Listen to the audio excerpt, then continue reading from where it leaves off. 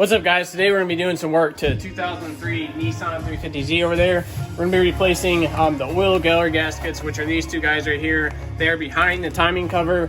So of course we're going to have to take most of the front end apart to do it. To start out with, we're going to drain the coolant. There's going to be a little Phillips head plug. It looks just like this, screwed right up into there. Drain your oil, 14 millimeter bolt that comes right out. We're gonna have to take the front bumper off, so there's gonna be 6 10 milli bolts on the bottom here, 2 right here, 1 right there. Same thing on this side, 1 right there, 2 right there. And then there's gonna be some push pins up on top. I'll show you those in a second. Get all this drained, set the car back down, and we'll pop up there. Up top here, we're gonna pop out, there's gonna be 6 of these plastic pins on top of the bumper. So I use this little pry bar looking thing. You can get right under the top piece here, pop it out just like that. I like to put everything in a bag and label it bumper, so that my bolts and clips and everything for the bumper. Pop those 6 out. It's always a good idea to unhook your battery, 10 millimeter bolt, pop that bad boy off. And then we're gonna take this plastic cover off the top here, 4 10 millimeter bolts on that. But in order to get these back ones off, we have to take the strut off across the top. So there's gonna be 4 14 millimeter bolts on this, 4 on this side, 4 on this side. Pop that off. Unhook your radiator overflow hose, unhook your upper radiator hose here, and then we'll take the electric fans off next. All right, now that you have that off, one thing I forgot to mention on the bumper over here, there's also gonna be 2 bolts on each side up here on the top. They're gonna go right into that piece in there, so you just have to peel the inner fender back to get those out. Once that's off, we're gonna take the headlight off next. So there's gonna be 4 bolts on it, 10 millimeters, gonna be 1 there, 1 back in there, 1 right there, and 1 in from the side. Then you can pull it out, grab the connector right here, push this little tab down right there, push it down, and that'll pull straight out. Same thing with electric fans. There's gonna be 2 connectors, 1 on the top, 1 on the bottom. Same thing, push that little tab down, pull it straight out. Then there's gonna be 2 10 millimeter bolts holding your electric fan assembly in, 1 right here and 1 right there. Then you'll lean it out and pull straight up. There's 2 kind of feet looking things that it sets down in, so lean it that way and then pull it straight out.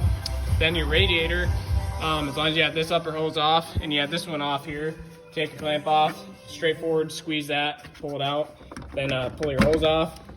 For the radiator, you just have these 2 little plastic things right here. Turn it 90 degrees and it'll pull straight out just like that. Once your electric fan's out, same thing with the radiator, lean it forward, it'll pull straight out. So we'll get that done. I'll get this other headlight out, and then I'll get back to you. One more thing on the radiator, probably most of you guys have the manual transmission, so you won't have these cooler lines, but if you have an automatic like me, you're gonna have 2 transmission cooler lines going on the bottom of the radiator. So the cleanest, quickest way to do this is unhook this end of that hose, and you're gonna stretch it over and connect it right there so there's no leaking, and then you're gonna, when you unhook this one, you bring that around and connect it back to the car side over here. That'll keep all the fluids inside there. You won't have much leakage. 10 millimeter bolt over here, pop that out. That's your degas bottle, that'll come out. Take your intake off, depending on what you have. Mine's a little aftermarket. I have 1 hose clamp up here, and then your MAF sensor, MAF, mass airflow sensor down here. Squeeze the tab, pull that out.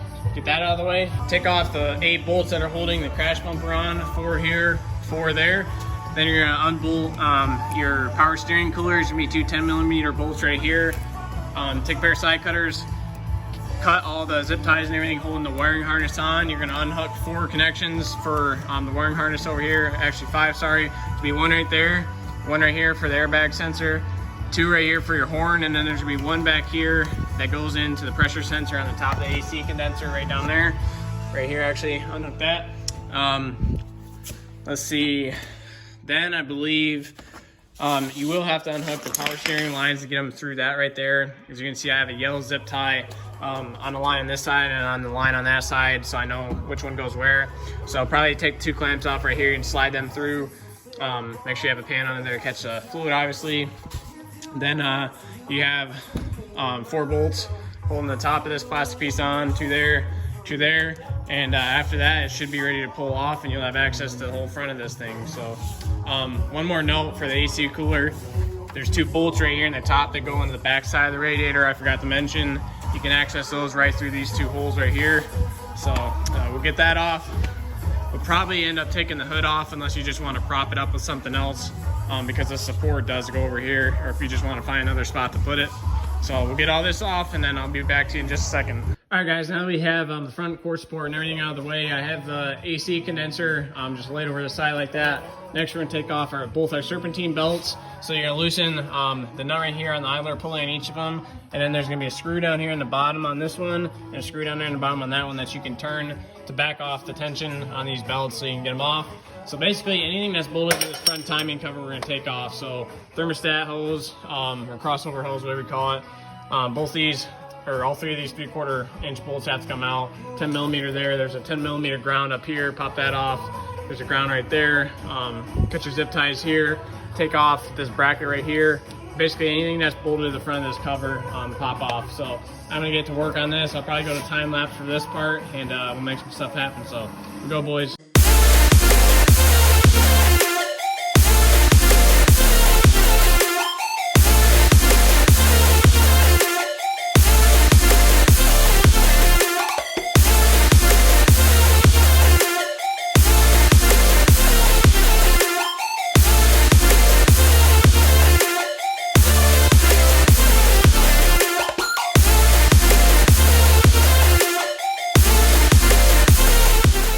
All right, so we have pretty much everything off the timing cover, the front timing cover, except for the bolts.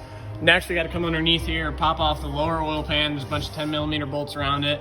And we have to take out that bolt right there and that bolt right there. They go up from the bottom into the front timing cover right there. And we have to drop the oil pan to get to them. So pop them out. Then I'm gonna pop out all these 10 millimeter bolts around here, and she's ready to come off. So back to time lapse and we'll get this ripped off. Now move your hips and dance like fish.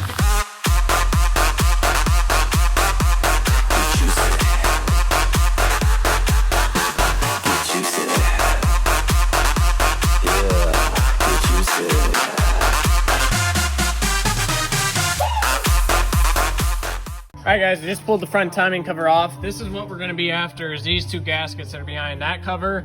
Looks kind of like a pistol almost.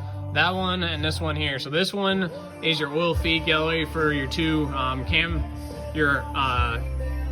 advance. And this one down here is just for the tensioner, I believe. Don't quote me on that.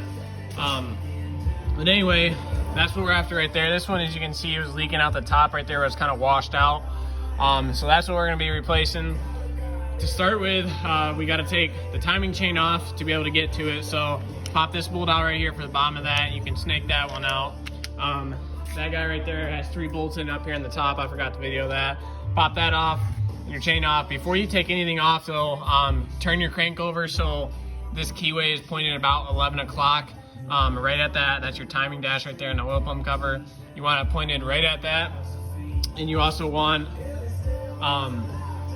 the 2 slots in your cams pointed straight up from their respective head. So since this is a V, you'd be looking at it like that, pointed straight up, which they are both sides. So we're gonna go there. Now we can pop the timing chain off and take these screws out. Now, when you get to those, these can be in here pretty good sometimes. So if you're trying to use a regular Phillips head screwdriver, you're probably gonna strip them off.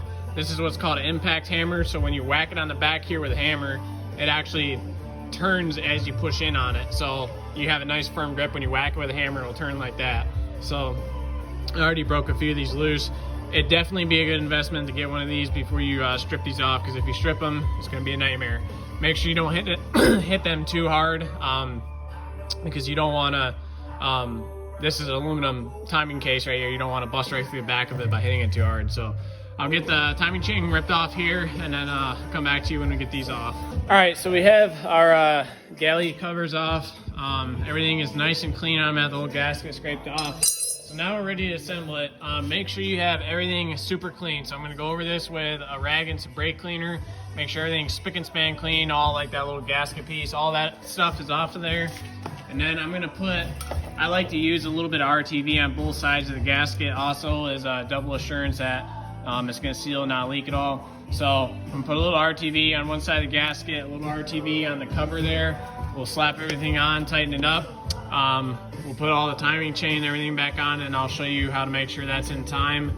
And then after that, we should be good to go. So get this couple of things knocked out here, and then I'll get back to you. All right, guys, so I have the main timing chain back on.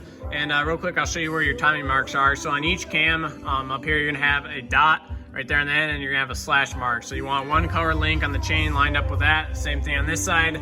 Just for reference, both of your cams, and I've turned the motor over a little bit, so this isn't perfect right now, but you want both of your slashes, same as when we took it apart, you want both of them pointed straight up from the angle of the head. Since this is a V motor, it's gonna be kind of pointed diagonally. So there's your timing marks up there, and then down here on the crane pulley, there's a dot right there. And this chain's a little weird. That's actually a brown color link. You can barely tell the difference, but I put a black Sharpie mark on it. So as you can see, that one's lined up perfect. Get that lined up, get your two cams lined up, and you'll be good to go. Put all your tensioners on, and then spin the motor over a few times and let the main tensioner spring out and get tension on the chain all the way around, and then you'll be good to go. So that's that. I'm gonna go ahead and put the cover back on. Make sure you have your O-rings here. There's one there, this one already peeled out. Make sure you scrape off all the old gasket around here. I gotta do that yet, and you'll be good to go. So I'm not gonna take the time to video the reassembly process. It's literally just a reverse of taking it apart. But that's all you gotta do. So get everything cleaned up and new gaskets installed, and be good to go. So that's that, boys. That's how you replace the oil gallery gaskets on a 2003 Nissan 350Z. So hope you liked the video.